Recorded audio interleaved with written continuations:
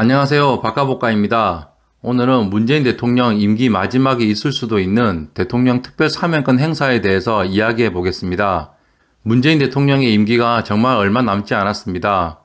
이제 보름 후면 대통령직에서 내려와 그간 원하시던 양산 자택에서 산도 오르시고 텃밭도 가꾸는 그런 자유로운 은퇴의 삶을 사셨으면 합니다. 워낙 외교도 잘하신 대통령이기에 정치권이나 외교가에서 특사 등으로 역할을 해달라는 그런 요청들이 많을 것 같지만 당장은 여유로운 삶을 사시기 바랍니다. 얼마 남지 않은 임기에 마지막 사면이 가능한 날이 원칙적으로는 부처님 오신 날이 있는데 불교계에서 이명박 넣고 김경수 전 경남지사, 정경심 교수 이렇게 넣어서 사면하자는 얘기도 나오고 문재인 대통령의 멘토라고 할 수 있는 송기인 신부님이 김경수 지사, 정경심 교수 사면하자, 그리고 조정래 작가도 비슷한 요청을 했습니다. 경제계에서도 이재용과 신동빈 등 재계 인사들의 사면을 요구하고 있지만 문재인 대통령은 사면은 대통령의 고유한 권한이지만 대통령이 마음대로 할 수 있는 권한도 아니고 사면이 사법정의와 부딪힐 때에 대한 판단은 전적으로 국민의 몫이며 국민 지지와 공감대를 판단 기준으로 삼겠다고 강조하셨습니다. 그래서 부탁드리는 겁니다.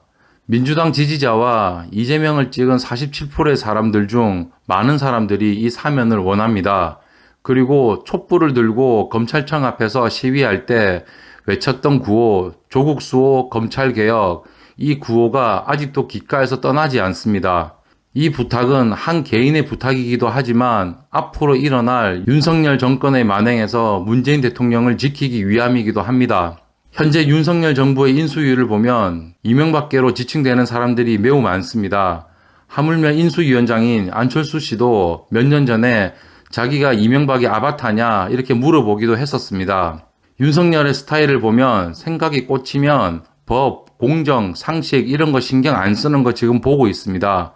1차 내각에 지명한 사람들을 보십시오. 하나라도 정상인 사람들이 있습니까? 한 명이라도 부정 없이 공정하게 세상 살았던 사람이 있었습니까? 윤석열 대통령이 되면 취임하고 얼마 되지 않아서 국민 통합이니 하는 별 시답지 않은 명분 내세워서 이명박을 특별 사면할 가능성이 높습니다. 아마도 강복절 특사 이 정도 시점이 되지 않을까 생각됩니다. 하지만 이때 김경수 전 지사나 정경심 교수는 무조건 빠지게 되겠죠. 국민의힘 지지자들이 원하지 않으니까요. MB만 사면을 받게 되는 상황이 발생하면 당연히 민주당 지지자들은 이 상황을 예상하지 못했느냐면서 문재인 대통령이 마지막 하지 않은 결단에 대한 분노를 느낄 수도 있고 MB가 사면되는데 정치적으로 보복당한 김경수, 정경심은 왜 사면이 되지 않느냐 이렇게 불공정하다고 생각할 수도 있습니다. 이런 미움을 받지 않으셨으면 합니다. 부동산이 오른 건 사실 유동성이 전 세계적으로 너무 많이 풀려서 우리도 어쩔 수 없었고 언론이 쓰지 않은 해외 부동산 급등 참 많은 사례들이 있죠.